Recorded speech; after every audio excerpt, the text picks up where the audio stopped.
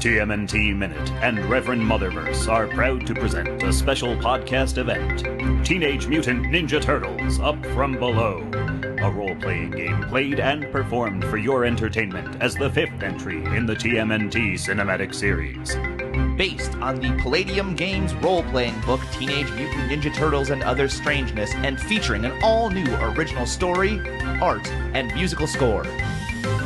Starring Adam Sheehan as Michelangelo, Scott Tofty as Leonardo, Chris O'Connor as Raphael, and Ralph Atanasia as Donatello, Rachel Gatlin as Alopex, and your game master, Sean Jaffe. So this summer, tune in to Teenage Mutant Ninja Turtles Minute presents Up From Below, the limited series event, anywhere you get your podcasts, and at tmntminute.com. Well, hello, Mr. Fancy Pants.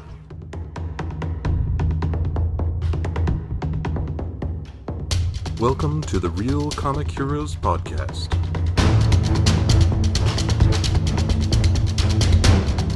Your adventure into the world of comic book movies starts here. Greetings, citizens, and welcome to another adventure of the Real Comic Heroes Podcast. My name is Travis. And I'm Patrick, and today we have a special guest. Hello, my name's Nhi Do, and you might remember me from Watchmen Minute. Yes, that's right, my other podcast. And if you don't remember from that, you might remember her from the movie Watchmen. Oh, Travis coming in for the save. Yeah, I'm really delighted to be here. We're glad to finally have you. We've been, going back and forth and trying to make this this connection, a reality for a while now, but we're here now to talk about Army of Darkness. Ooh, I'm excited. Is that a good shiver or a bad shiver? It was good for bad. me. I'm the guy with a gun. Yeah. All right. Yeah. So, yeah, Army of Darkness. Darkness of and... 1993, but really 92. What was that? It was just Army of Darkness was really 93 for the States and 92 elsewhere. Oh, okay, I didn't realize that. Yeah, I did see that discrepancy between the years and was getting a little confused. Okay. Yeah, I was looking it up and I was like, wait, do I have the right one? And I'm like, we ran into another issue of version of a movie. Last time we did, was it Aliens 3? Yeah, Alien 3, yeah. We didn't realize we each watched a different version, so I wanted to make sure I didn't do the same thing this time. Which is why I sent a text to Patrick saying, I'm watching this version. There is another version available, so... And then I basically sent the same email to Nhi and said, here's what we're watching, and you're free to watch whichever one you want, but it sounds like we all have watched the theatrical version of this movie, the 81 minutes. Yeah. The universal approved version. Yeah, it sounds like it. And from what little bit I've read, not a ton of people are in favor of the original director's cut ending. So we might that might come up later in the episode. But okay, yeah. All right, so a little tagline action. Yeah, and there are a surprising amount. So here we go. These are so Let's do this. Oh lordy. Okay, here we go. He's a 20th century guy trapped in the Middle Ages. That kind of tells you what the movie is, I guess. All right. Yeah, but that could be any time travel movie, Yeah, that's true. Could have been Bill and Ted for all we know. Yeah, or Back to the Future. Or... All right. So we got foretold by a mystical book, forewarned by a wise man, fulfilled by a wise guy. Okay, I love that one. I do. That's pretty good. A soft spot in my heart for that one. Trapped in time, surrounded by evil, low on gas. That's the one I love. That one is great. Yeah. Okay, 1 man, 1 million dead. The odds are just about even.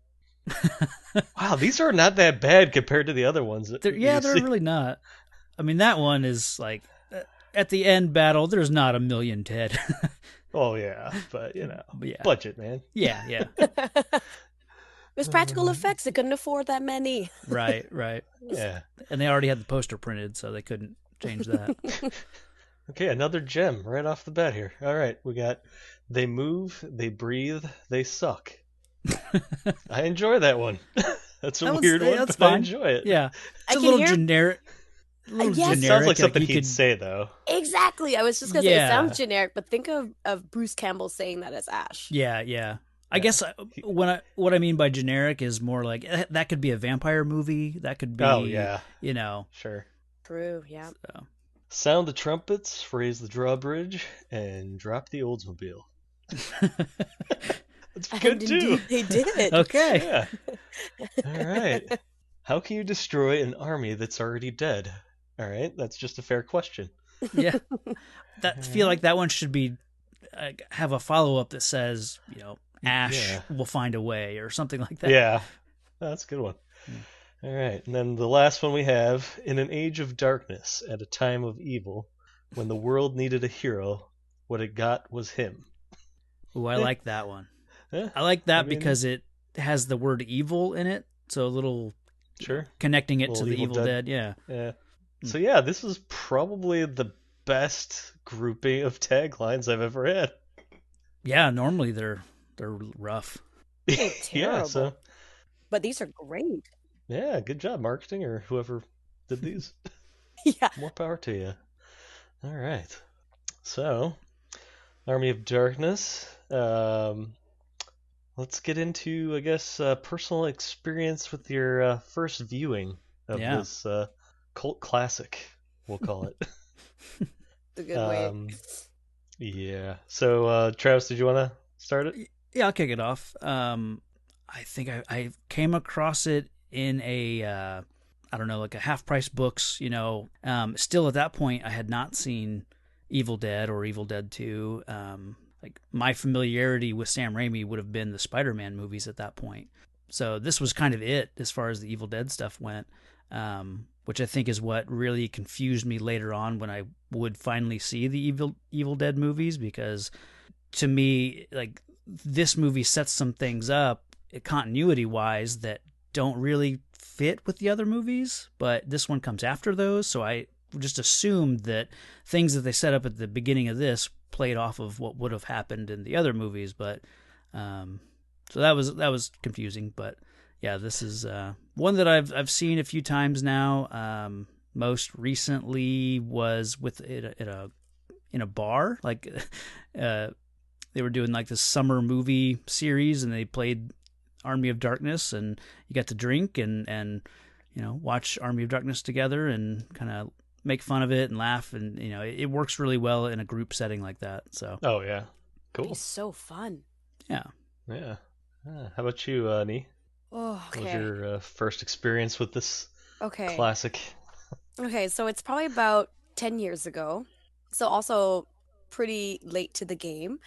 And my boyfriend at the time, who's now, I will preface this with who is now my husband. He said, "Hey, we have a local theater, and they're doing an Evil Dead marathon." And I was like, "Oh, I've heard of that." And he's like, "What? Do you not know Bruce Campbell?" And I was like, "Oh yeah, Bruce Campbell, Briscoe County Jr." Yeah. And he stared at me and he said, "What? No, you mean Ash. You mean Ash Williams."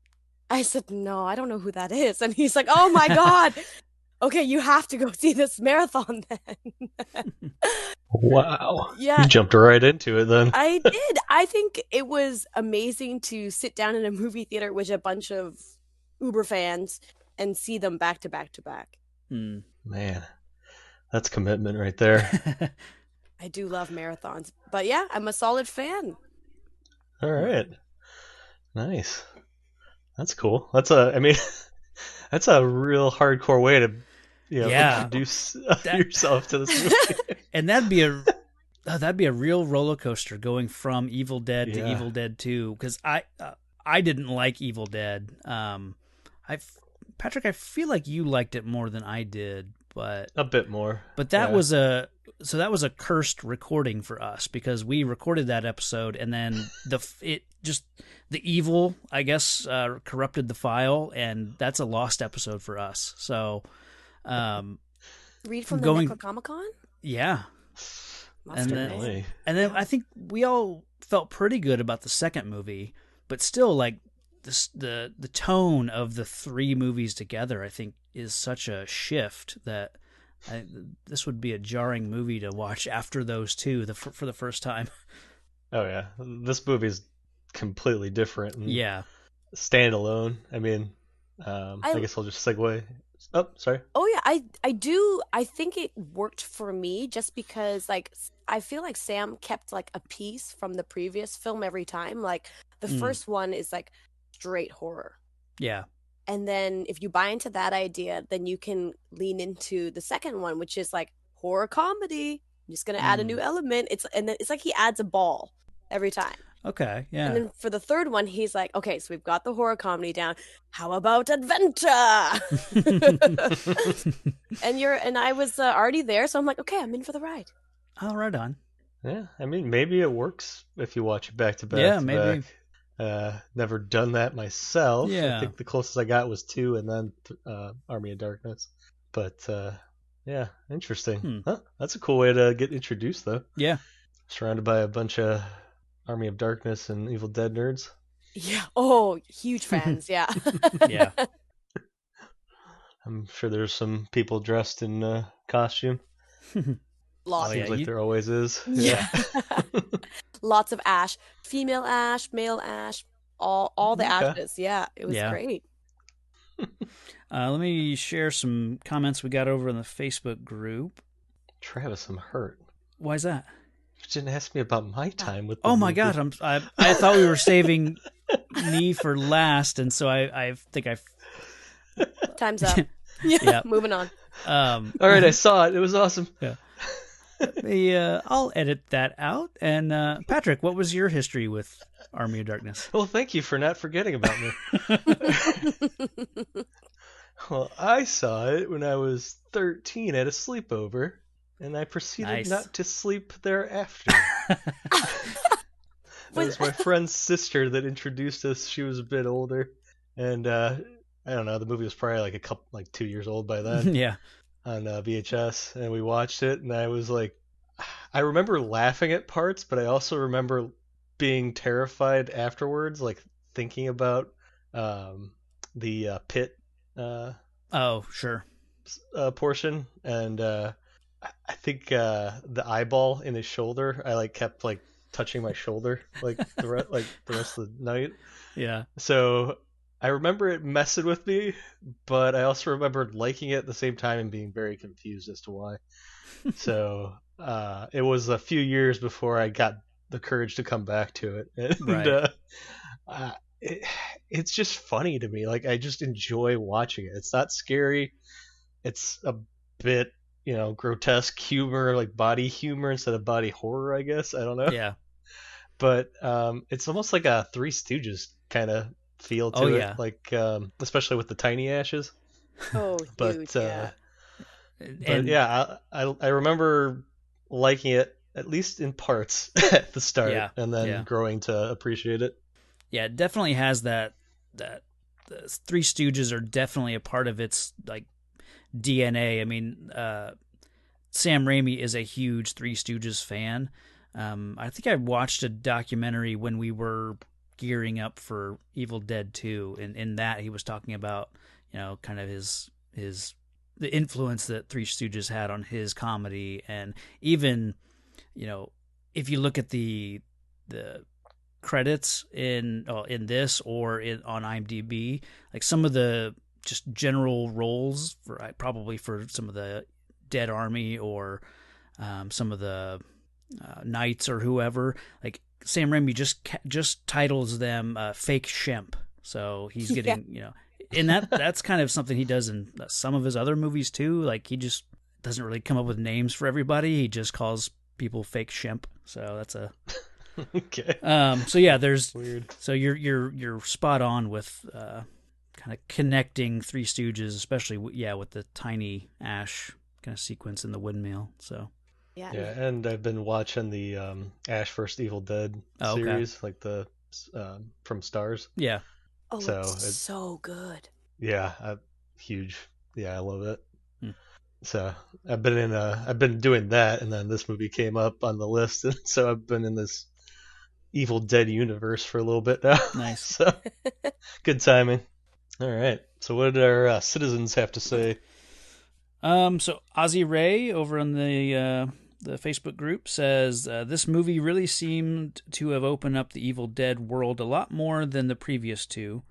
Much of the stuff that came after this, video games, comics, TV shows, etc., was greatly influenced by Army of Darkness.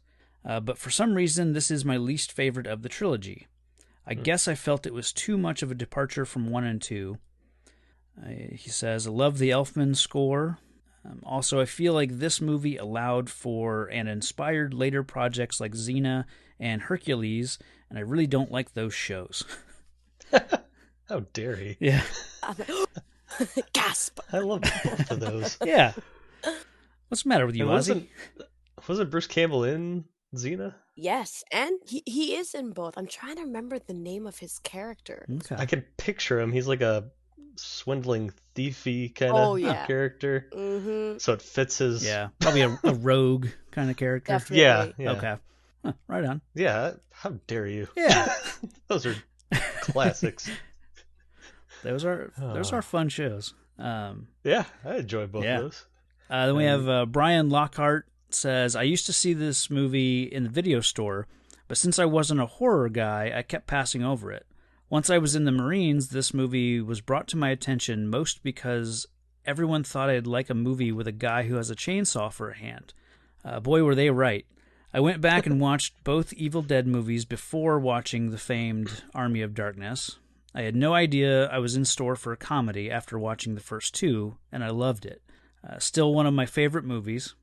I was amazed when hearing all of the one-liners coming from Ash that I previously heard Duke Nukem say. I love the movie even more then. This movie was a repeat watch in the barracks, both solo and with a bunch of friends. I'll spare you the list of every great line or cool moment from the movie. I much prefer the theatrical ending over the original director's cut ending. And shop smart, shop S-smart. Nice. That's a good way to end it. Yeah. Perfect. Yeah. I love how specific his friends were. They weren't like, you need a horror comedy. They're like, you need a movie about a guy with a chainsaw for a hand. Which most movies need a guy with a chainsaw for a hand, so. Yeah, sure. Yeah. Oh boy, Right. You started something. Editing rooms everywhere. We need a chainsaw guy. So now we delve in to that swirling, whirling portal Yeah. into the darkness. And that's what I was talking about a minute ago about like starting this movie off with something that we've had with, Back to the Future or like a Karate Kid or a Rocky movie where they start the movie with scenes from the previous movie is something that I thought, when I had no experience with the other movies and sitting down to watch this for the first time and hearing him talking about how this came to be, I assumed then that at least the second movie had Bridget Fonda in it because she's here playing Linda in the beginning of this one. Just the way that they shoot the movie, Ash looks like he's got gray in his temples, in his hair at what I would have assumed then was the tail end of Evil Dead 2. Just little things like that I just assumed that these were scenes directly from Evil Dead 2. And so then years later when you see Evil Dead and then you see Evil Dead 2, which is sort of a remake of Evil Dead, and then here's Army of Darkness that starts off remaking, parts of Evil Dead and Evil Dead 2 again. It's like just all of that is just kind of maddening to me for the first time, which might be why I like this one just as a standalone movie. Yeah, I guess that doesn't bother me. And he looked, visibly older and different from definitely the first one, but maybe that's why they reshot it as his current age as of the film, just to not confuse people. Why there's like a 20-something-year-old Bruce Campbell, and then all of a sudden you got gray-haired, templed guy. Yeah. Well, I actually found out it's a rights thing. Okay. they couldn't. Oh, I did hear about some issue with that. Yeah, so that's why they had to reshoot scenes from Evil Dead 2 Okay. because they couldn't use it. Because this would be a different studio, I think. Yeah. Because I know this was Exactly. Universal. Yeah. Okay. And so, and it turned out okay because they actually had to reshoot the beginning and the end. And that's how and then Bridget Fonda came forward saying she was a fan. And so that was kind of like the bonus for them. Nice. But when they actually shot the beginning, they had to replicate the classic, which is Sam's Oldsmobile dropping. The crane actually holding it started falling, so there was a major accident that started off the entire film. Jeez. Yeah. That's crazy how these horror films have these weird incidents, let's say. I know. Yeah. Like Poltergeist is the most famous one. Yeah. And then like all these other like little smaller ones have these weird mishaps, but maybe it's just because all movies have these and you just take it more seriously when it's a film about demonic books unleashing evil. I don't know. That's man. Well, somebody got reprimanded after the crane accident, I'm sure. Yeah, probably. I know. Luckily, no one got hurt, but yeah. So did they? I wonder if they had to drop it twice then, because that thing looked really flat. Yeah, I mean, love that shot brutal. of that car. Yeah, it was cool. Yeah, it looked great. So it turns out that one particular shot is the only shot they were allowed to use from Evil Dead 2. Oh, okay. I think because of the accident. I'm not sure. It's not really explained, but Yeah. they were like, after all that, like this major accident, they're like, you know what, you can use the shot, it's fine. Nice. Yeah, I think I always just like the dust like flying off the car as it's falling. I just thought it was cool looking. Yeah. But yeah, Ash it's got a rough start to this movie. I kind of laugh when I see his stump in a sort of gallows, like walking gallows thing. Sure. Just because I'm like, well, can't he just slip his stump out of that? Oh yeah. I wondered about that later when they get to the castle. Yeah. But yeah, we get to see some scared medieval folks reacting to a guy that just fell out of the sky. Yeah. And then immediately enslave him, it looked like, when it started. So I didn't know what was going on. But they're just going to walk him to a scary pit. Yeah. Did you notice in the credits it had a versus? Yeah. So they introduced Bruce Campbell and they say versus Army of Darkness. Yeah, that's weird because like I didn't even see that as like an alternate title or anything. Right. So I don't know if it was just like a fun thing because, they know Bruce Campbell's basically the franchise.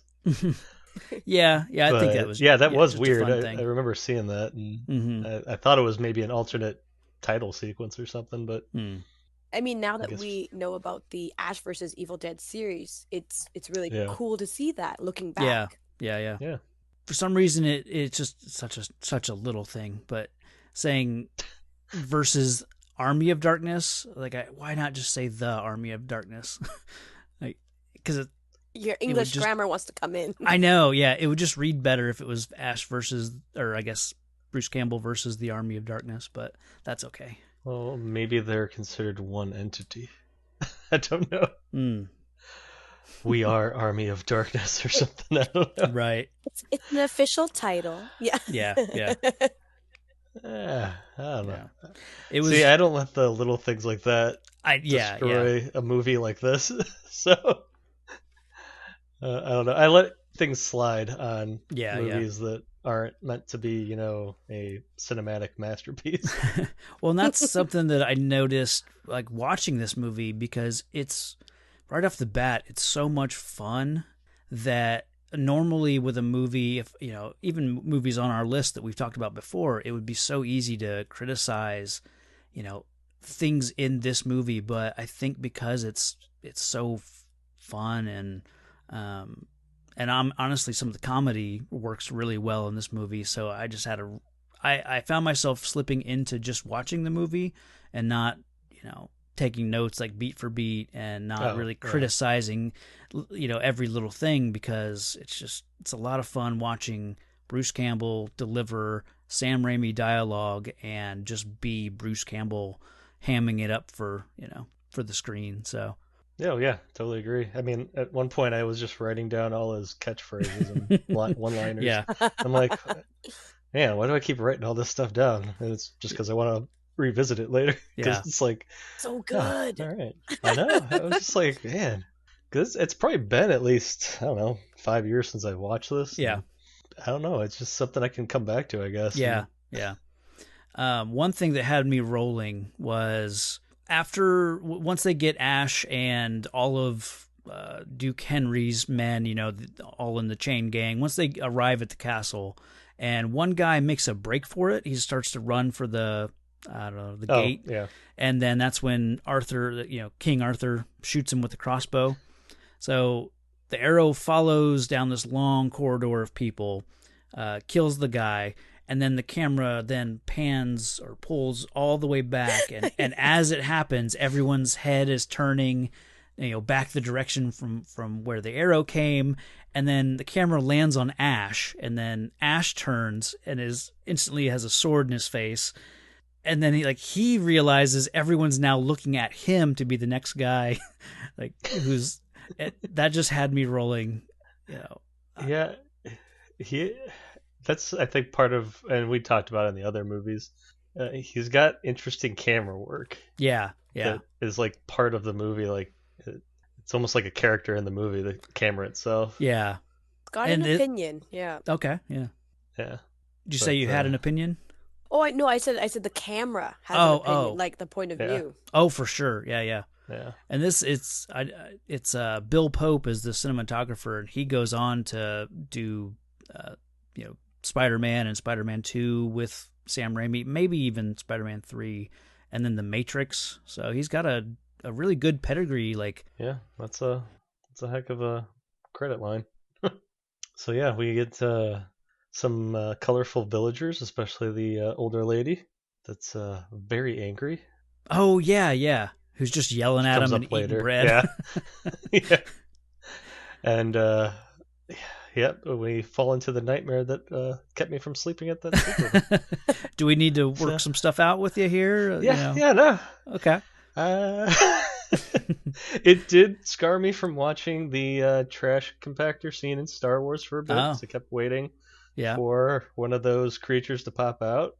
So anytime somebody's getting crushed, I am waiting for one of the pit creatures. I believe they had a name for them, but I don't feel like saying it. I think it legit scarred me from watching any scene like that. I'm always on edge, waiting for something to pop out that's grotesque and going to try to eat somebody. So, well done. And they are properly creepy as hell too. Because there two of them down there with him. One he cuts with the chainsaw, and then the one's almost like a witch type, exaggeration, and then the second one's just grotesque. It's just mounds of flesh and random eyeball. Yeah, I don't. I try not to think about it too much. It's okay, Patrick. I screamed too. But yeah, I'll get through it. It's a good the pit action sequence kind of at the start is a good way to kind of let you know what you're in store for, because there's so many exaggerations with things, and when they toss him the chainsaw and he makes this probably 15 feet jump to get the chainsaw, just little things like that, and of course using the belt to snag the chain to ascend, stuff like that. It's silly enough that it kind of tells, just prepares you for, okay, these are some of the loose, goofy rules that we're going to be playing with. So trying not to take it too seriously here. Yeah, the chainsaw falls in a perfect manner to shove his stump into and then twist. Yeah, to lock it into place. So that's a given in a Ash Williams action sequence. Yeah. And I also love the introduction of the pit. They're like, the pit. Yeah. And then the ongoing blood flow, the giant, huge blood fountain. You're like, oh, okay, this is what we're getting into. Yeah, that was impressive. That was quite the geyser. They doubled down on that in the TV series. Lots of explosive blood action. But I just thought of something. Because on face value alone, this looks bad for my man King Arthur, that he has this pit that he feeds enemies to. Sure. Are we thinking maybe he's doing that to keep the beasts contained and content? Or is he just really sick and enjoys feeding people to this thing? Because it's not a great good guy look. Right, yeah. It's pretty messed up. I mean, the introduction of Ash, like the wise men's like, oh, I believe he is the man who is prophesized in the book. Yeah. And, Arthur's like, to the pit! Yeah. That's like his first reaction. Weird. I feel like I can't root for the guy. Yeah. I feel like this is taking place in a time where it's like there's evilness. They're aware that there's some evilness, like especially when Ash later will ride through the woods. Like they know that evil is kind of present around them, and so that's the creature in the pit or creatures are just one of several recent witches or demons that have attacked them. So I think throwing their victims or these captured people in there is kind of a way of saying like, well, you're our enemy, which means you're probably evil, so you should be in the pit. It's kind of the Monty Python rules of witches. If it floats, or like if we can drown it or whatever, it's a witch. Whatever the rules are, but like if it falls in the pit and gets killed, then it must have been evil, or Yeah. Just saying, it's pretty messed up. Yeah. And the people aren't that great either, because they're really into it. They totally are. Good Lord. But yeah, I don't know. I just noticed that this time around. I was like, why do we like these people? All right, so he gets his boomstick. Oh yes, Is this where the name comes from? I don't remember him calling it a boomstick before this. Oh no, I think this is because he's trying to describe the gun. Explain it. To yeah. them. Okay. That's what I was thinking. Since they're to their primitive intellect, because no one knows what a gun is, so saying this is my gun would be pointless. But then he goes into explain. selling. I love it. It's like telling them it's made in Michigan and it's got a walnut stock and a hair trigger. Sporting goods store. Yeah. Retails for about $109.95. That is probably one of my favorite lines from this movie, certainly, but just one of the funnest scenes in any movie. There's a tall guy front and center when he's waving the gun around and talking about the walnut stock that is like truly buying into the sales pitch. Oh yeah, and I love him. He's just like really into it and like looking and tilting his head at the gun, really admiring it. I don't know. I noticed it this time around. Good work there, random guy in the crowd. Yeah. Well, the audience was sold. They're like, "Where I want one now." Yeah. So, stuff like that, stuff like the head turn earlier that I was laughing about, and when he climbs out of the pit and goes up to King Arthur and says, your shoelace is untied. That again had me rolling with laughter. And Patrick, it made me wonder, why don't I like Spaceballs? I don't know why you don't like Spaceballs. It is a classic film. You don't like Spaceballs? I don't. And thank you. Somebody's on my side. Love Spaceballs. But it's like, I think you love Star Wars too much. That could be. And it's poking fun at what you love. Maybe. And you're just not ready to have somebody poke fun at it. To let the Schwartz in you. Yeah. Now let's not turn this into a Spaceballs quote fest. Have that problem enough with Patrick. As big as mine. Yep. God damn it. Okay. All right. Whew, take a breath. Okay. Why didn't somebody tell me my ass was this big? All right, I'm done. What I was thinking was, I love the humor in this so much, and it's as goofy and slapsticky as Spaceballs, but for some reason this works so much better for me. And maybe it is because this isn't parody. It's not trying to completely copy one thing, and I don't think it's like because I love Star Wars and I'm fine with people making fun of Star Wars, so I don't know, but for some reason though this movie just works for me with the comedy, and I don't know why. I think you might be onto something where you're saying it's not making fun of a specific one thing. Yeah. It's more like the lore of these medieval stories of adventure and what it means to be a hero. Mm-hmm. Versus making fun of Star Wars, like one universe.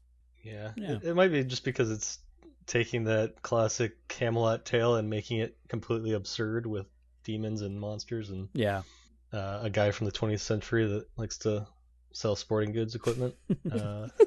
So it's just so off the rails that you kind of cut it some slack, maybe? I don't know. Yeah, I don't know.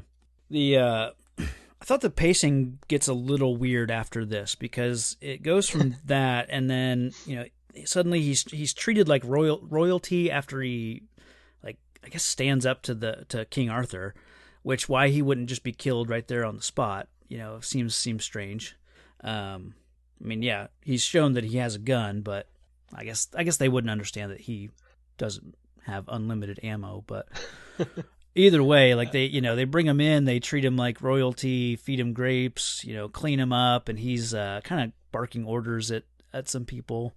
Then at the very least, the wise man would have been killed for giving him the chainsaw and the gun. Yeah. So, yeah. But maybe that's it. They're seeing that his words are right, and this could be the tool they were looking for to destroy evil or something. Could be. Yeah. Maybe the wise man was kind of had enough influence to say, we need to use this guy to get the Necronomicon, but I think they do believe in the evil because it's there in front of them, right? These monsters in the pit, and I think no one's been able to defeat them.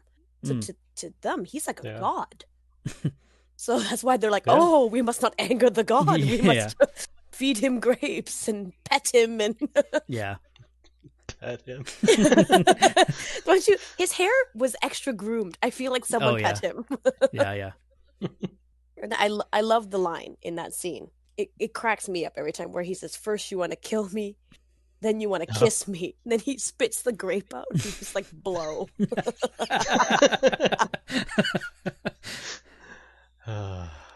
Yeah. Only Bruce He's Campbell. a man of many words. Yeah. Yeah. He's a unique individual. He really is, yeah. Got his own movie about Bruce Campbell. I mean, I don't know how to describe him. He's almost a parody of himself. Yeah. He has that William Shatner quality about him. Yeah, that's a good comparison. Where he's like so distinct that he becomes his own parody at some point.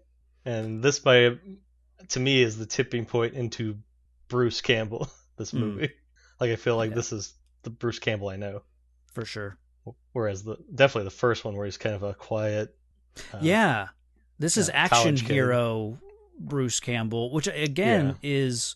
This movie set me up for the franchise, and then going back to those, it's like he's kind of weak and he's not this guy in those first two movies. So I think that's also part of why I didn't necessarily love those movies or why they caught me off guard so much. But it's kind of cool seeing him transform and gradually devolve into whatever he becomes. Yeah. So we've got a quest on our hands here. Sure do. Can't just simply go back. No. There's no point in that. Got to do some stuff. Yeah. Got to earn it. And it's like got that weird thing where as soon as they talk about the book, like suddenly there's a witch there, and she starts going crazy. And it's like Harry Potter. If you say Voldemort, then something bad's gonna happen. Yeah. I think they stole it from this. Yeah, I'm sure. Awakens the Deadites. Right. Yeah. And I don't know why I just love the term Deadites. It's just a cool, like, description of that group of entities or whatever you want to call it. Sure. Because they could have been lazy and just said the demons or something. Right. Or even Undead just the dead. Yeah. Yeah. But I like the Deadites. Yeah. It's kind of cool. And then we get a groovy montage. Yes, we do. I don't love he's a whiz with tools and alloys, and he was trying to explain it to her to make her confused. Things with molecules and so forth. Alloys. A primitive person like you wouldn't understand. But he's like a total idiot sometimes. He's like, but I'm better than these people. Yes. Yeah. He's soaking it in for sure. I don't love the idea of like this robotic hand that they create, because at first it seems like it's going to do all these crazy, like it sounds robotic actually. But I like that they don't lean on it throughout the movie. It really just becomes his hand, and it makes sense. Like you don't want him necessarily running around having to hide the stump of a hand, so it's a good way to give him a hand so that they can obviously not have to hide it. But then it's also like a gauntlet like a knight has. Yeah, I didn't think it'd be like a robotic movable one. Yeah. But hey, he's a whiz. He's got like chemistry books in his car. So. Yeah. But then I do sort of miss the chainsaw later in the movie. Like I feel like they could have brought the chainsaw back. So I there's a lack of chainsaw in this movie at this point forward. They were low on gas. I don't know. Yeah, I know. I know. The fuel mixture. Yeah. Because at the end they did show like that they use steam. That's true. So for the car, for the car. So I think that's why they're like, you can't use the chainsaw. Yeah. Makes sense. Which is too bad because it's so iconic. Mm-hmm. Yeah, I mean it's on the poster even, I think. That weird heroic pose he's got. Yeah. I love it. It's got this big thing, but it's not really in the movie. Yeah. That is weird. I didn't even notice. Oh, I don't know why. You just associate it with him, and it's like it seems automatic. I don't know. That's weird. I guess it's more than just the chainsaw. It's more than the chainsaw. He's a man. That's right. With an amazing chin. Yeah. There's another tagline. He's more than a chainsaw. He's a man with a chin. And that chin gets fully displayed and stretched out later on. Yeah. I love that sequence. Oh, really? Oh, yeah. I do. It reminds me of Beetlejuice. Oh, that's what I was just going to say. Okay. Yeah. Okay, good. I'm not the only one. Yeah. I think there's a spoof of this, and I can't recall where, but you know how he's shaking his face and trying to fix it? And I remember a spoof where it turns into like Michael Douglas's face for some reason. Like it changes into different celebrities instead of going like through this stage. But I kept waiting for that to happen and it didn't, so I was like, oh, maybe that's from another movie. That sounds familiar too. Yeah. I know it's a spoof of some sort, but I cannot. I know when we watched Inner Space and they do like the face morph stuff there. Mm-hmm. I don't think they try to make him look like anybody, but it's kind of a similar thing. I can almost picture, but I can picture something like that happening in The Mask, the Jim Carrey Mask movie, but I don't think it's in there either. But I could see it. Sounds like something that would be in that movie, but I don't know. Yeah, I was waiting for it and it didn't happen, and I was like, "What?" Because he's got another prominent jaw, so I just assumed it was gonna go. But anywho, this kind of Ash needs to work on his diction, I guess, pronunciation. Well, even before that, like the ride through the forest and Evil finding him and leading him to the windmill. Like that whole sequence is before like actually getting to the cemetery and to the book, and it's like. Oh, I even meant with the wise man. I felt like he wasn't even saying it right. Getting then. The instructions, yeah. Where he's like, "Yeah, I got your words. I know your words." But I was like, I don't know if he said it right because he said it different both times. Yeah, I noticed that too. I was like, okay, so which one is it? I know. It's like a great mystery of film. We'll never know what the true Mhm. pronunciation is. But yeah, we get to go to Frankenstein's, I guess, windmill. Yeah. That's what it always makes me think of. I think this is my least favorite section of the movie, is kind of this second act and the stuff with the windmill and some of the stuff with the cemetery in the book. With the tiny ashes? Yeah, I think this... I liked it as a kid. I just yeah. enjoyed it. So I think this, it becomes a little too Three Stooges for me. Because to me, this isn't about jokes and comedy. It is more slapstick that I'm less a fan of, but... I know, the eye on the shoulder still gives me the heebie-jeebies. Right. Oh, that was well done. Some good practical effects. That was amazing. I think I don't mind the windmill section so much because I was such a fan of Evil Dead 2. And a big part of that was him fighting himself. Sure.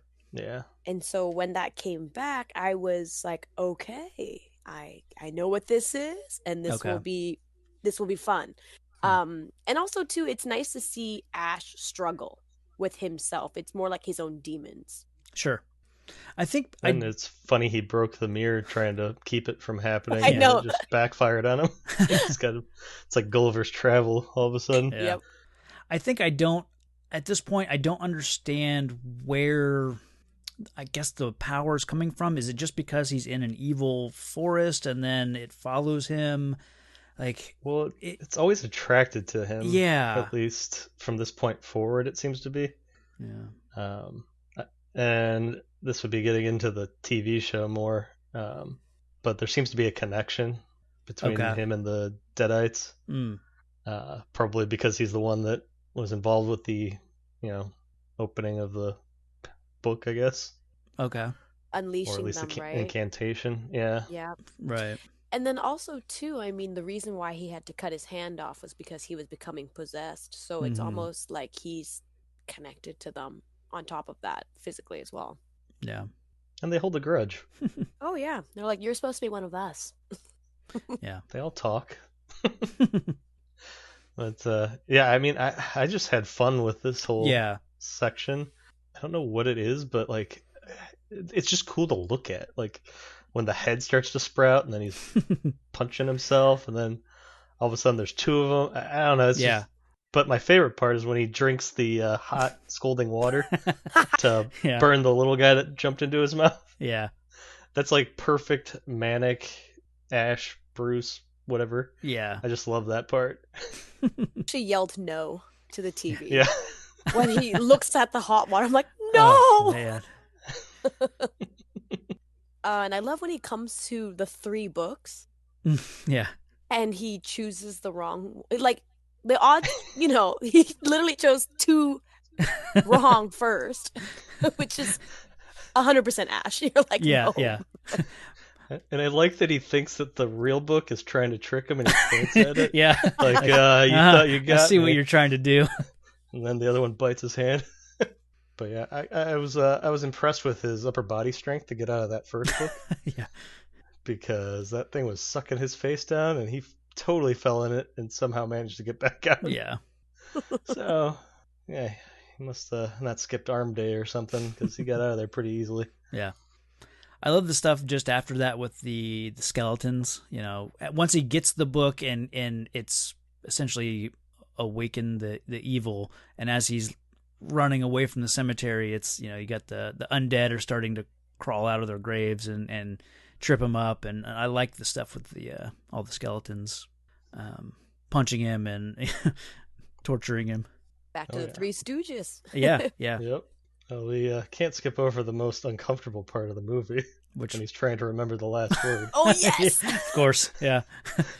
It's like it's an N something, and then he looks around and he doesn't even say anything. He just coughs a lot, but you know what he's like gonna say, and it's just so uncomfortable, but so well done at the same time. I was worried that he was actually going to say it, though, because it's been a while since I've seen it. Oh. I was like, oh no, don't do it. Don't do it.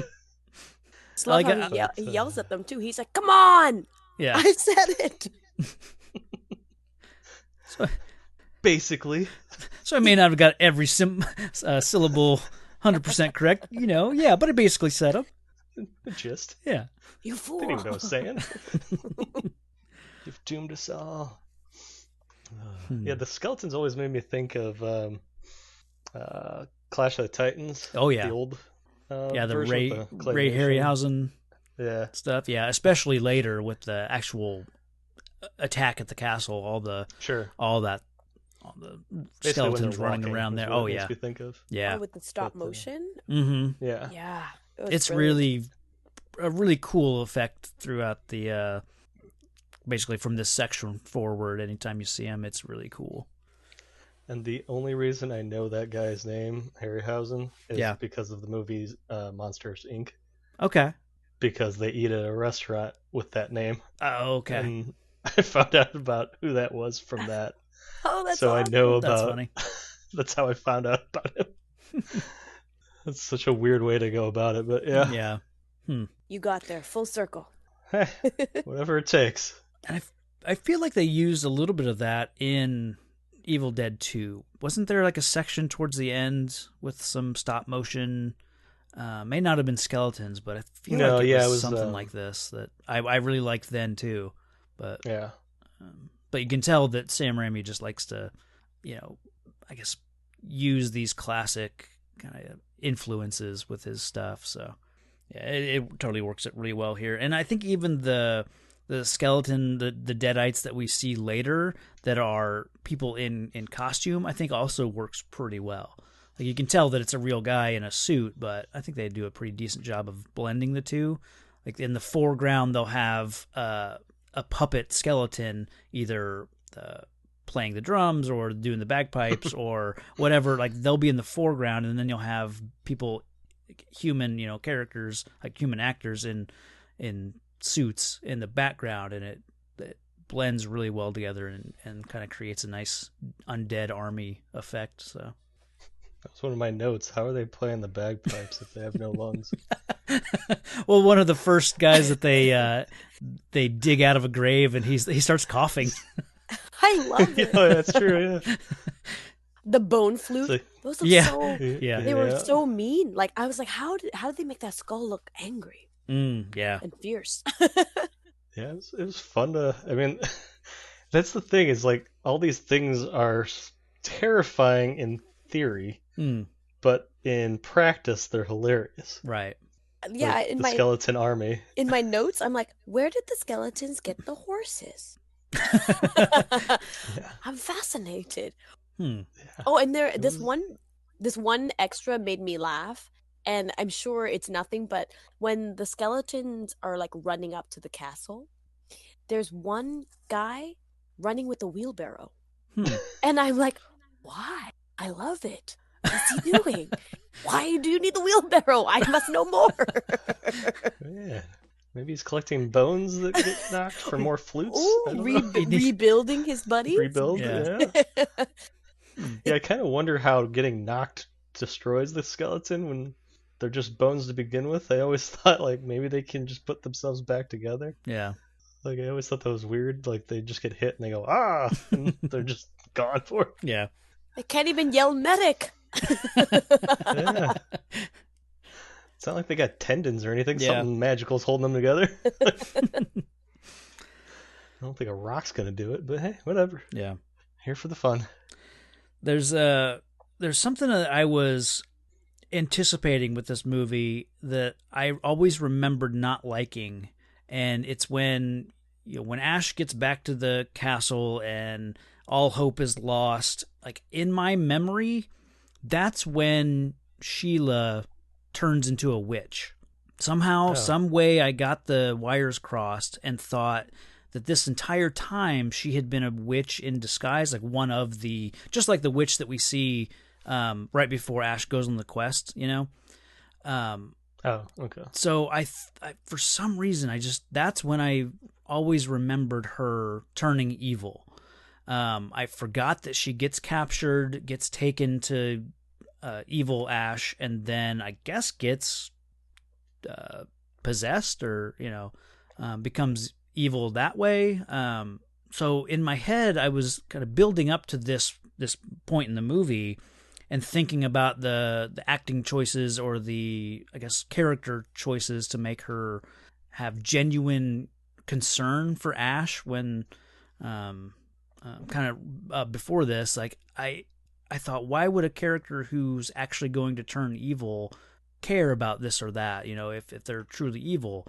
And then when she gets captured, it slowly dawned on me, like, I just have misremembered her character in this movie. And, she's not turning into a witch like voluntarily, or she's not a witch in disguise.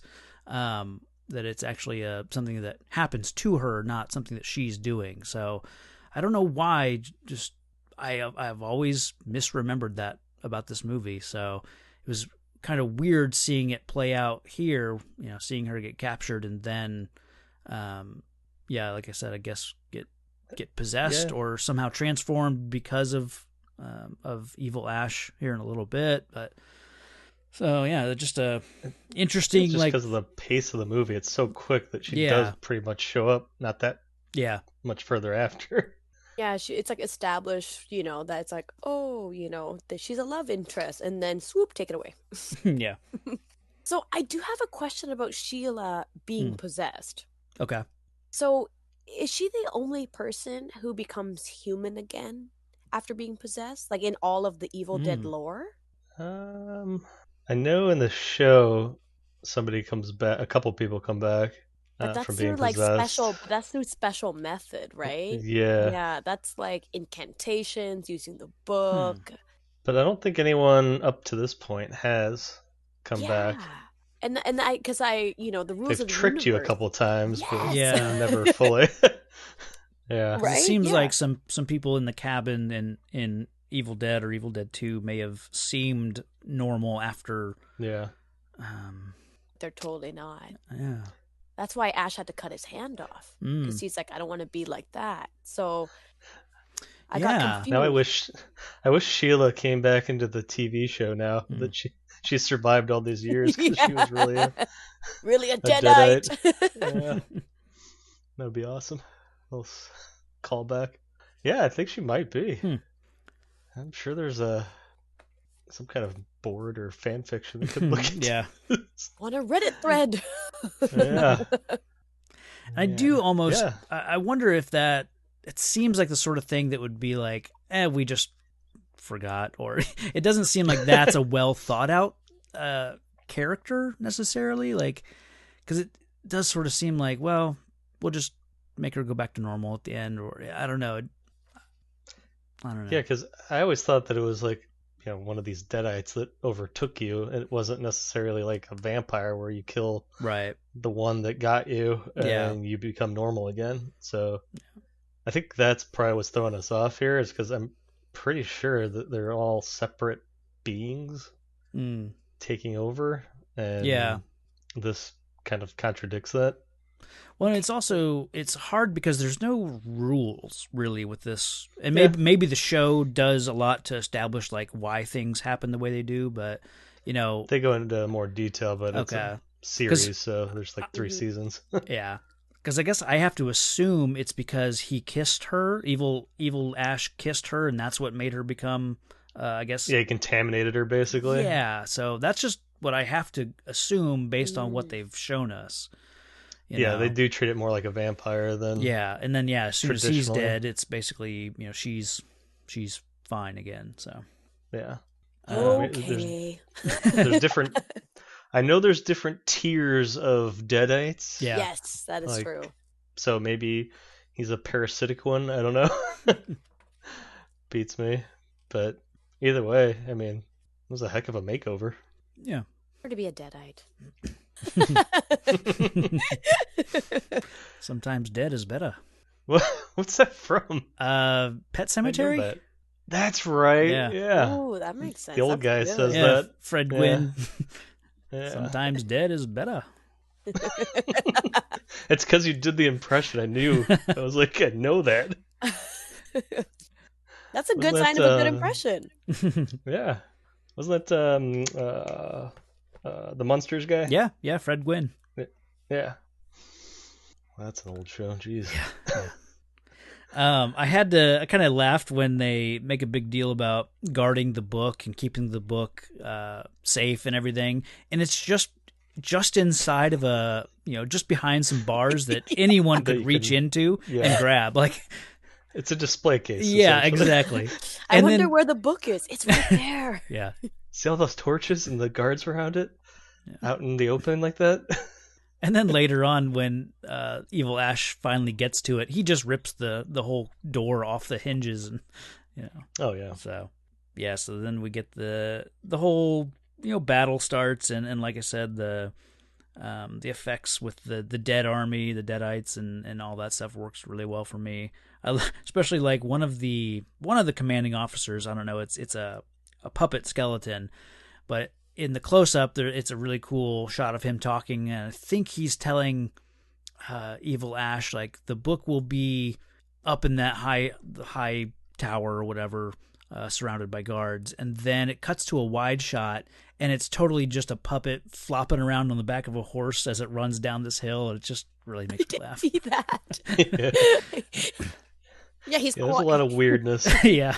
But I love it. It's to yeah. me, that just like adds to the universe where I'm like, that's right. He's just a bag of bones. Yeah. Just riding the horse. Mm-hmm. I think he even says something like, let slip the dogs of war, which we just talked about Star Trek VI, which is loaded with Shakespeare quotes, including that one. Hearing that in here, I really expected there to be skeletal dogs then running, I mean, how could they not do that? That's one thing. It's like, if you're going to say something like that, you should have some little hellhounds, running around in this battle, but maybe it's in the director's cut. Yeah, maybe. I did see quite a few guys in Halloween costume skeleton outfits, which oddly I didn't mind.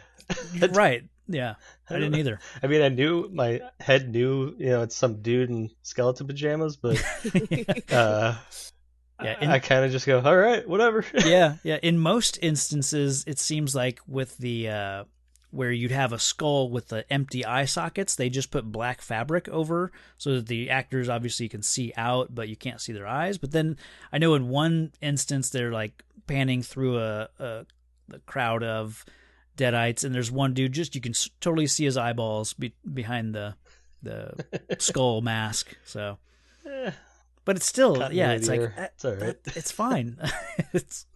it's all goofy and silly, and it still works. So all good fun. Yeah. And my favorite superhero vehicle of all time. Oh. Yes. I think it was awesome. I think I forgot about that until it I mean, I remember them they pulled the engine out of the car, so I was like, I remember that being set up in the montage, but until he rides out, I basically forgot about them using the car as a weapon. Yeah. So I think I used to, my first car was an 82 Oldsmobile, so my friends always thought I had the Ashmobile. Nice. But mine wasn't as cool. Yeah. We have to trick it out. The giant windmill on the front. Yeah. Yeah. Did have a sweet tape deck though. And push in buttons for the radio. Nice. Ooh. Oh yeah, classy. Maybe that will be the name. It's not Sam's Classic. Yeah. Yours will be called Classy. There you go. I just called that old lady. The thing went 0 to 60 in about 60 seconds. So it took a while to get going. Oh man. So yeah, we have Ash and Sheila reunited. Yeah. And it doesn't feel so good. I know. But I love the makeup on her though. Like she looks different, yes, but not as crazy as I would have expected. Right. I had to look and see if another actress played the, I guess, possessed Sheila, because to me, it does not look like the same actress with a little bit of white makeup on her face. Like, it looks like a completely different... Honestly, to me, it looks like Tracy Ullman when she's playing when she's playing the witch in Robin Hood Men in Tights. That's what this, evil Sheila reminds me of. And so it does not look like Embeth Davidtz, or Davitz, however you... Yeah, it's weird. I like to say So what that's do in the you- performance. Yeah. Yeah. It's a good makeup job because I really had to look and see if another Probably actress something played. subtle like the ridge of her brow or something. Could be maybe Like because like if you ever had seen anyone with their eyebrows shaved off, they look like a completely different being. Yeah. Like For they sure. don't even look human like anymore. Yeah, It's just yeah. so bizarre. It's unsettling. So It it's like is, yeah. tiny tweaks like that can really Yeah, that could be. mess with your perception. Yeah, because your eyebrows kind of almost give like cues to how you feel. Mm. Yeah. And without them, you're like, are you happy? Are you sad? Are you... Yeah. Yeah, I think I noticed that in like animated animal movies. Like I was watching Spies in Disguise. It's a Will Smith movie where he's a pigeon. Okay. is He that- gets turned into a pigeon. With that with Tom Holland? Is that... Yeah. Oh, Yep. okay. Did you like it? Yeah. Oh yeah. Daughter is a big fan, and I find it hilarious because he pops out an egg.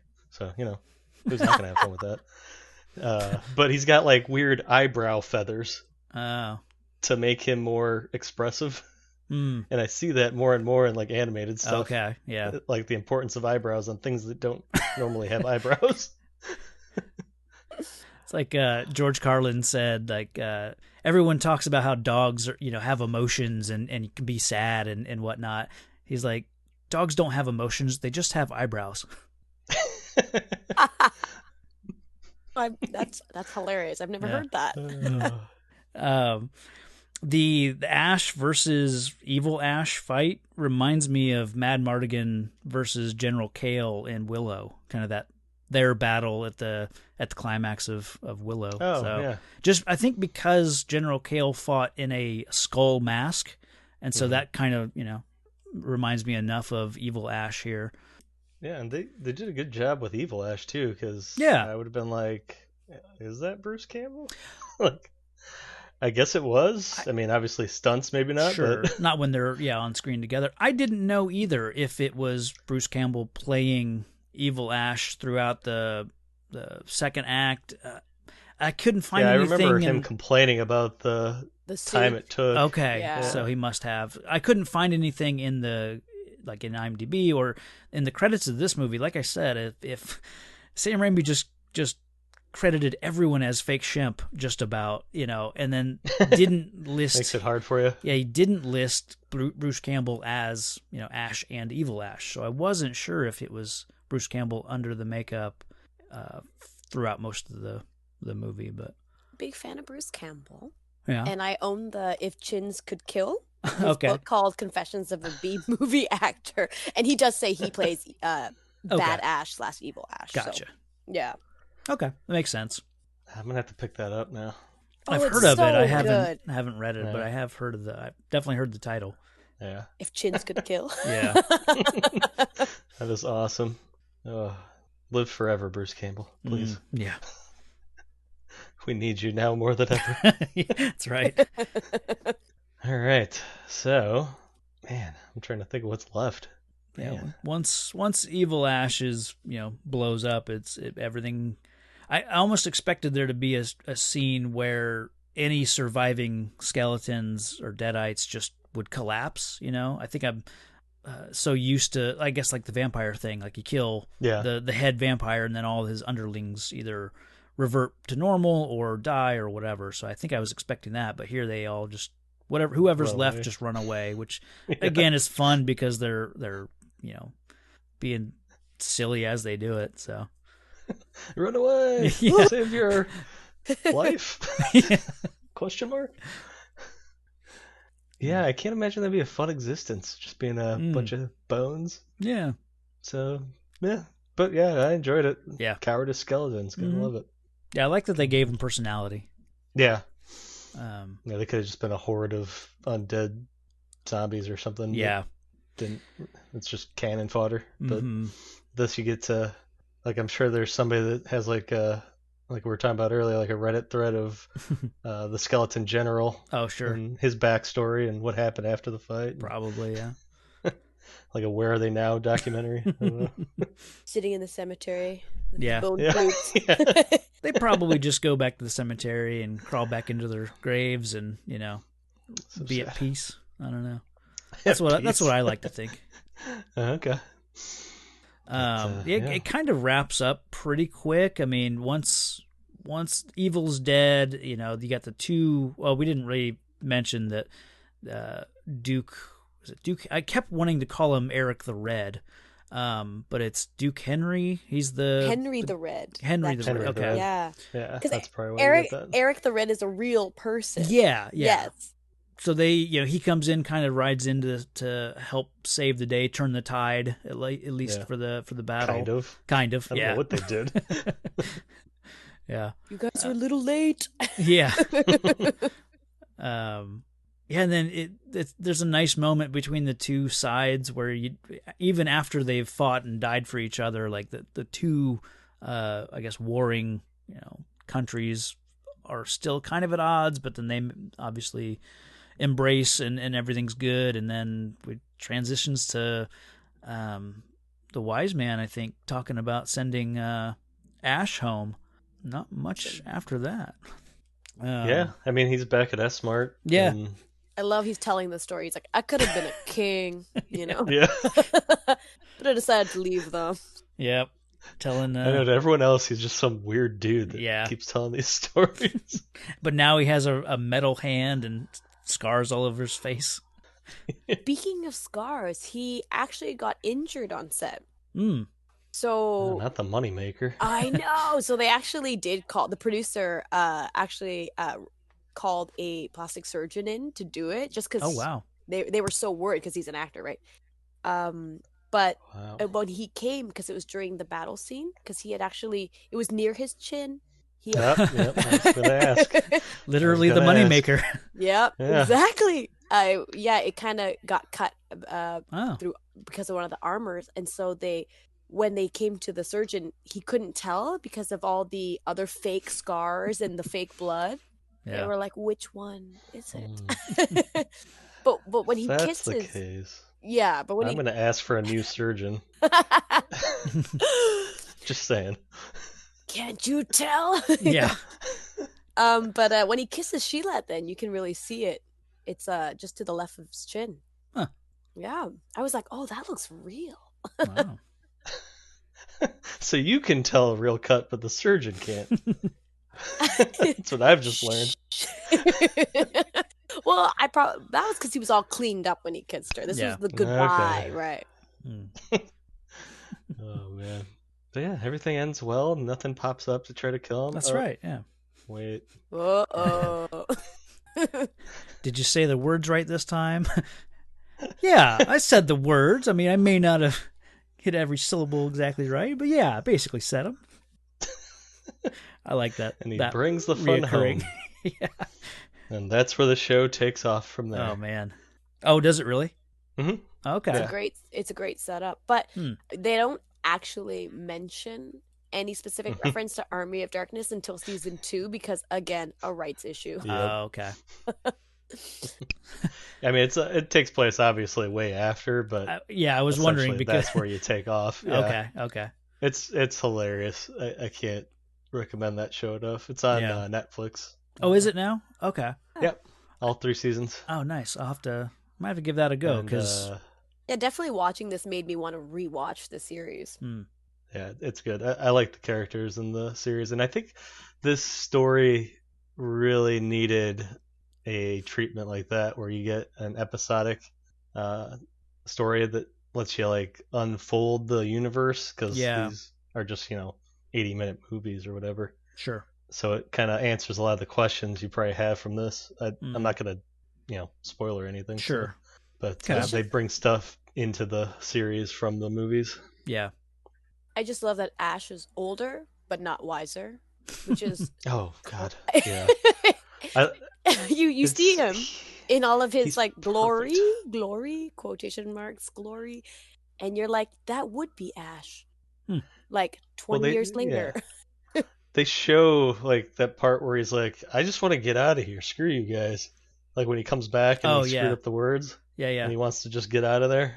That is Ash, the cowardice hero. Yeah. Totally imperfect, and it is played to perfection in the series. Okay. and they definitely lean on his kind of creepy old man vibe. Okay. Yep. It's perfect. Nice. I can't recommend it enough. I didn't realize it was so- on Netflix. I think it had always just been on Stars, which I don't have, so I... And you got Xena in it. You Oh, got really? Lucy Lawless. Lucy Nice. Lawless, yeah. She plays one of the main characters. Okay. Yeah, you got to dig into it. It's Right fun. on. Yeah. It's a wild ride. Just remember the scene with the geyser of blood. That's all I'm saying. With the what of blood? The geyser of blood. Oh, okay. There's Okay. a lot of blood in this. Sure. But yeah, I did notice that Army of Darkness had a lack of blood compared to Evil Dead and Evil Dead 2.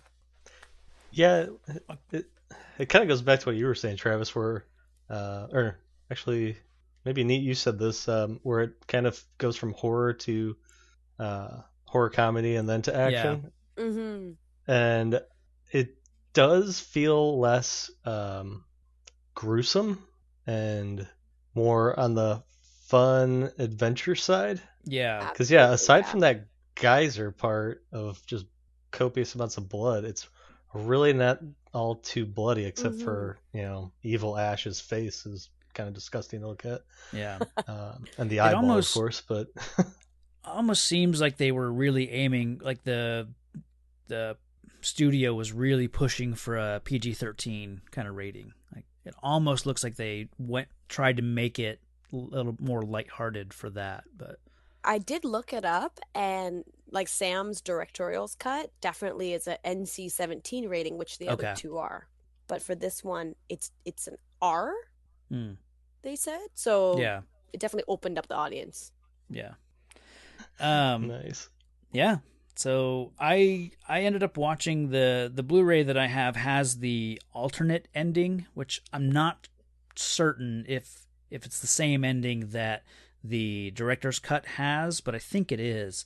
And when the wise man, who basically is Merlin, I mean, if you're, I think, King Arthur, Merlin. Yeah. When he gives Ash, when they make the potion for him to drink and to send him back, he, instead of just saying drink this and you will return to your time, which is in the theatrical, he says drink 6 drops of this, 1 drop for every century, and you'll sleep, basically telling him you'll sleep for 600 years and end up back in 19 whatever year this would have been. And so he rides off. They take the car and they push it into a big cave. And so he sits down in the car. They blow up the entrance using some of the dynamite that they made, or not dynamite, but gunpowder that they made in the montage of getting ready for the battle, just to cave in the entrance and seal him in there. And then he drinks 5 drops, and then hears some rocks falling, which distracts him. And then he starts counting again and does 5 and then 6. So he ends up drinking 7 drops.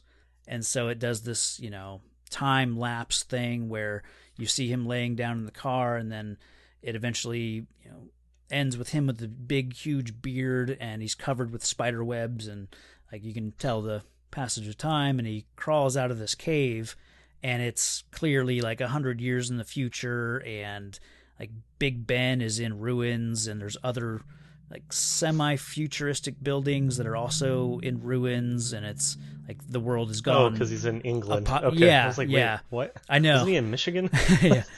But it's like the world has gone apocalyptic, and he even says like, I slept too long, and that's where it ends. So, jeez. So that was the original ending. Yeah. Yeah, that's the director's cut one. Yeah. That I heard about because they said it was super depressing. Yeah. Test audiences did not like it. I ended up looking up what the differences were for the director's cut versus this theatrical, and so it's 96 minutes compared to the theatrical 81, and it says among the changes were more violence in the pit, a love scene between Ash and Sheila, an extended windmill scene, and then different dialogue between good and bad Ash, an extended speech on the castle roof, which probably when he's like rousing the troops and probably that. and a vastly different ending, which then I assume is what I just talked about. So that's basically the differences, because it's like a 15-minute difference. So I wasn't sure like what else did they change, but I think that's it. Okay. Yeah, I mean that I think is Army of Darkness. I think so. Dun, dun, dun. Any other?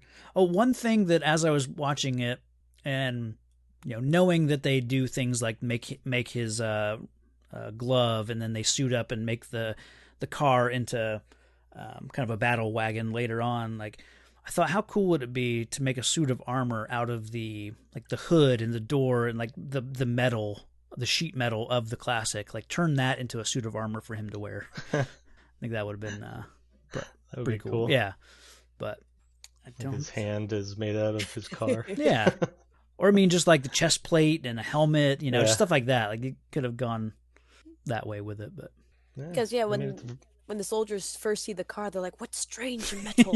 As they're tapping it with their swords.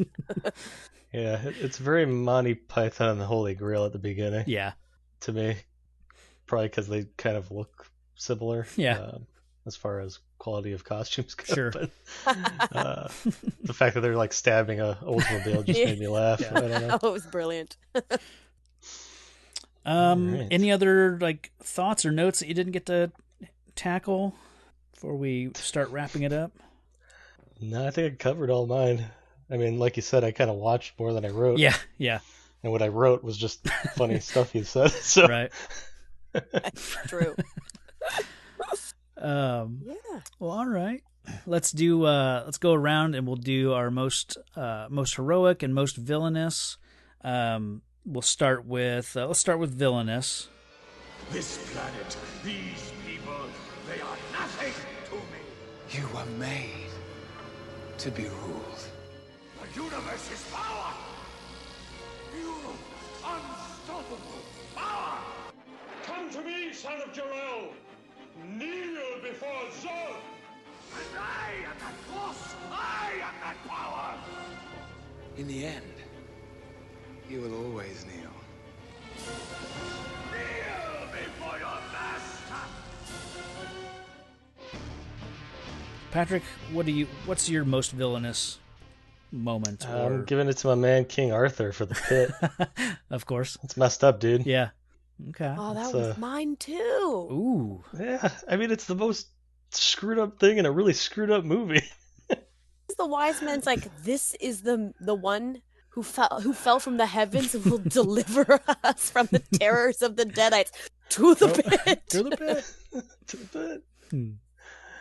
I mean, I think that's the most evil thing in the movie. And we're talking about Deadites here. I'm gonna disagree with you and say the most villainous or most evil thing is Ash not remembering 3 damn words.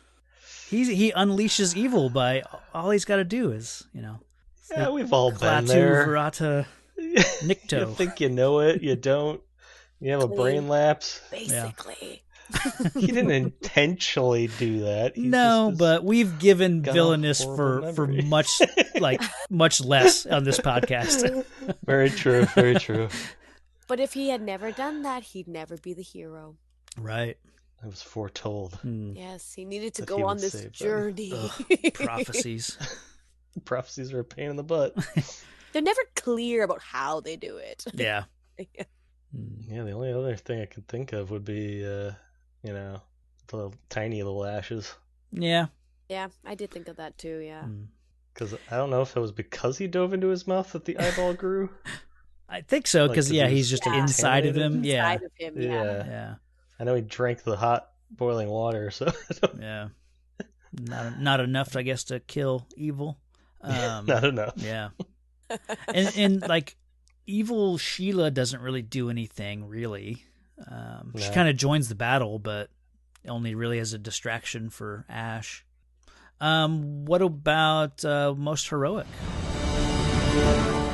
I believe there's a hero in all of us. I just finally know what I have to do. That keeps us honest.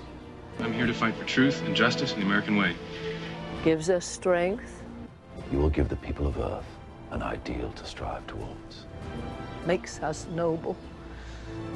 And I know in my heart that it's right. This is my boomstick. Oh, Yeah, it's a good moment. It's good. When he jumps up, and he puts his one arm up. It's like the poster. Listen up, you primates. Nothing says hero like belittling an entire generation of people. If Ash was a hero, that's what he would be like. Yeah. That's all you're getting, guys. That's true. Yeah, it's good. Mm. Oh, now I'm jealous. Mm-hmm. I think what was his name? Henry riding into that's the classic, like, send for aid and your enemies become your friends and ride in to save the day sort of thing. So it's kind of obvious, but yeah, they want it to be heroic when he gives his speech, right, on the castle roof, or whatever it is. I'm sure there's a name for it that somebody knows in the internet. Parapet sounds right, but is it parapet? Maybe. Yeah, I wasn't sure if that was what that was called, but I'm sure that was meant to be a heroic moment, but at first I just kind of thought it was sad. Yeah, it takes a long time for it, like, to inspire anyone to.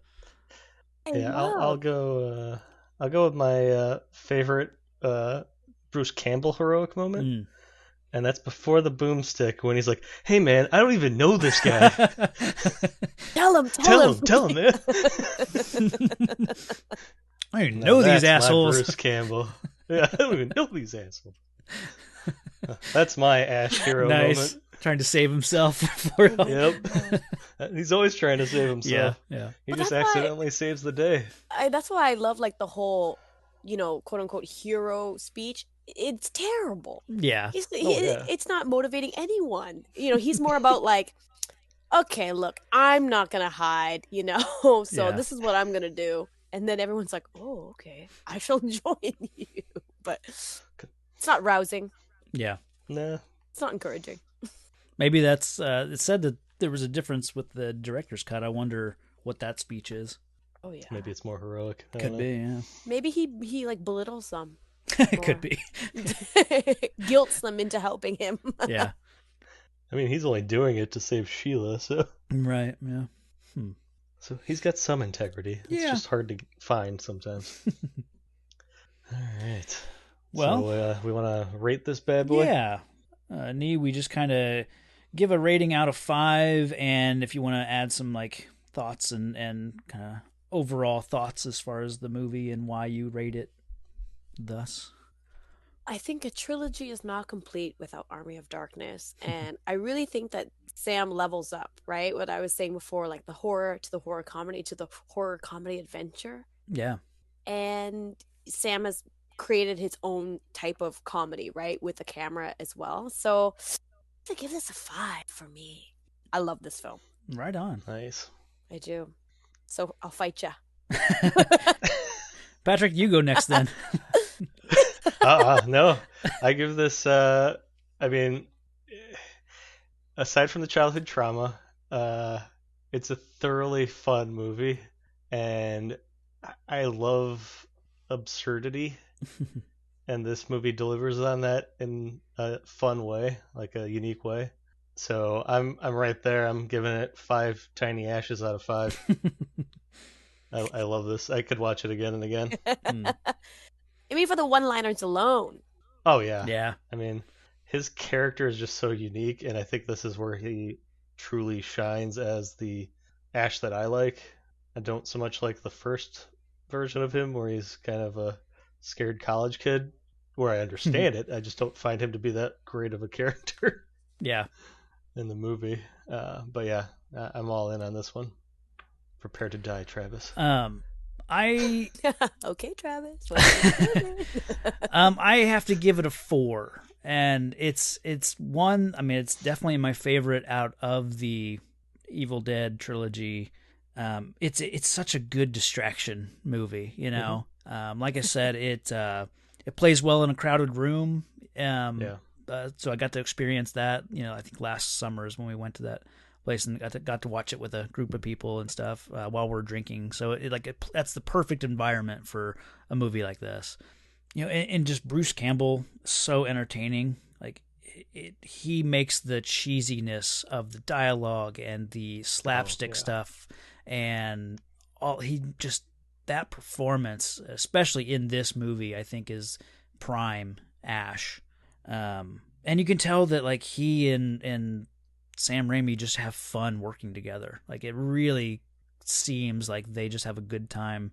And yeah, it's a completely rewatchable movie. Like I could watch this movie every few years. I could definitely sit down and watch this movie and not get bored of it. Try a marathon. Yeah. Maybe I'll try a marathon. Like I said, I don't love Evil Dead. Evil Dead 2 is pretty good. I think we all rated it pretty high when we talked about it. But yeah, this is definitely the top for me as far as the trilogy goes. But yeah, I'd rate it a 4. So there's enough things in it that I don't care for. And it didn't come down to like effects or things like that, but just story beats or just kind of pacing or character choices in a few different places. So just enough that I could drop it down a notch or two. So yeah, I give it a 4, and that makes it a 4.6 repeating overall. So a pretty decent score. Nice. Yeah, I think that's a good point. Like this dialogue could have been awful in somebody else's hands. Oh my god. Like it's insanely difficult to make something this weird work. Yeah. I've tried putting other actors in place, and I'm like, oh no. Or I'm like, oh, terrible. No. Yeah. It's like that with certain characters. Like the first one that pops to mind is like Ryan Reynolds in Deadpool. Like, oh yeah. There's certain actors that just make the most sense for a character. Yeah. Well, or like I can't picture anyone aside from Ryan Reynolds doing Deadpool now. Oh, 100%. Yeah. Right. And I mean the Wolverine movie, Deadpool, not the the one where they took his mouth away. Yeah. To me, watching this, and I've been rewatching Scrubs lately, and it's like this is what JD, what Zach Braff as JD is doing in Scrubs. Like he can be completely goofball and just completely silly, but then he obviously can do serious beats too. But it's just kind of that same level of humor in some places. So, all right, yeah, a successful episode, completely of a fun movie. Hey, yeah. So then, Patrick, what do we have next? This one's gonna hurt. Oh no, what is it? We've got the destroyer of a childhood favorite. Oh, no. We have Teenage Mutant Ninja Turtles 3. No! Turtles in Time is what I call it. Yeah. I don't think it's really called that. Well, they go back to like feudal Japan or something, or I think they're samurais. I think they have retconned that as a title because have they? Okay. Well, because when we watched the second one, I didn't own it, so I ended up buying the trilogy on iTunes because it was cheaper than buying one movie. Weirdly, okay. And in that, threw this one in free. The only way to sell the third one. Yeah, basically. Yeah.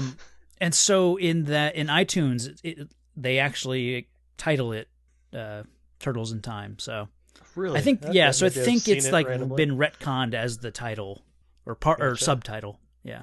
Yeah. So. That's gonna be a painful watch. I've not seen that movie since maybe one other time outside of my childhood. Like I watched it once as a kid and then once again maybe in my late teens or early adulthood. So it'll be I watched it as a interesting. kid, and even my memory is me not liking it.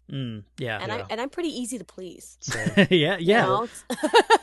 I mean, I loved the first one and really enjoyed the second one, but as soon as I saw that third one, it was like, nah, I'm good.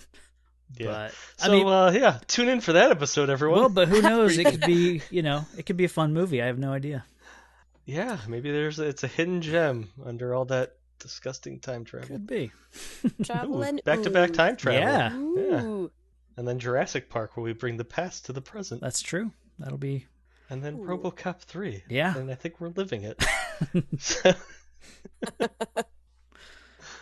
Oh, yeah, we got a whirlwind adventure coming up here. Yeah. So. How do you go from Ninja Turtles 3 to Jurassic Park, then to RoboCop 3? It's gonna be whiplash. Oh, it's gonna be painful. Yeah. Okay. Oh, now I've got the Jurassic Park theme in my head. Oh, there Nice. we go. Yeah. It's a good way to end it. Yeah. Well, Nhi, thank you so much for joining us. For having me. This was a blast. Where can our listeners find more of you? I'm pretty active on Instagram. My handle is at Nintendo, like Nintendo, but NHITENDO. I tend to list all my latest projects on there. I don't know if you guys have access, because I'm located in Canada, to CBC Gem. I've got a couple of series on there. But yeah, Okay. Instagram will have all that information. Very cool. Patrick, anything else? I do have to ask one thing. My wife is insisting on it. Travis sent me the IMDb link for your page, and my wife is a big fan of You're Baking Me Crazy. Oh! She likes all those like movies, like those love story things. Yeah. And she found out about that, and she was like, "Oh my god, does she hang out with all those people all the time?" I'm like, I don't think so, but I'll say that you're a fan. Aw, well, hello to your wife. Thank you for watching. Okay. I'm not hanging out with them now because it is a pandemic. Sure. I thought Canada was free of all this. Yeah. They do everything much better than us. I thought you guys were in the clear. We some restaurants are opening up. We're wearing masks, but productions are slowly coming up again. So maybe I just like the title. So yeah.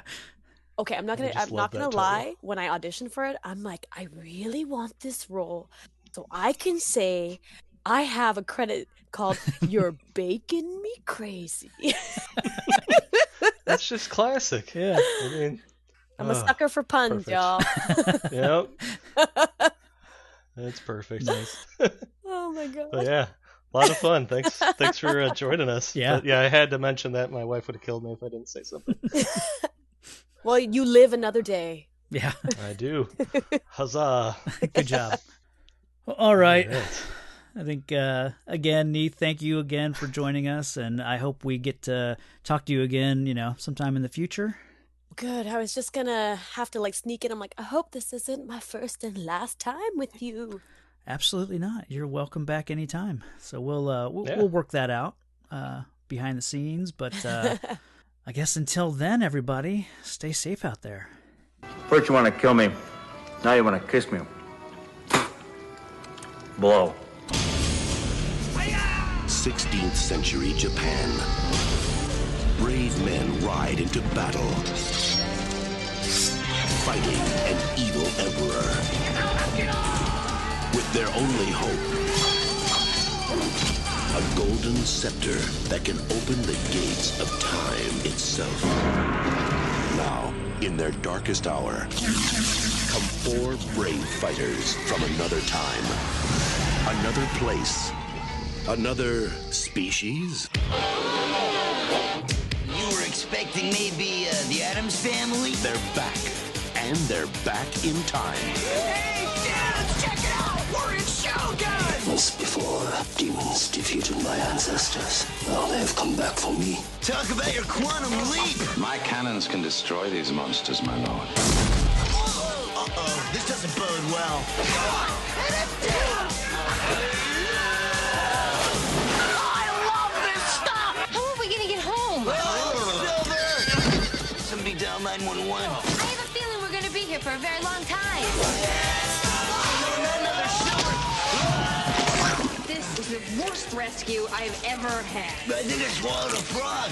I hope it wasn't an ancestor. New Line Cinema presents A Legorama. Sweet! The 4 greatest turtles Hey, all right. It's not just a job, it's an adventure. ever to go down in history. It's just your ordinary time travel equal mass displacement kind of thing. Kids, Teenage Mutant Ninja Turtles 3. Help, I'm a turtle and I can't get up.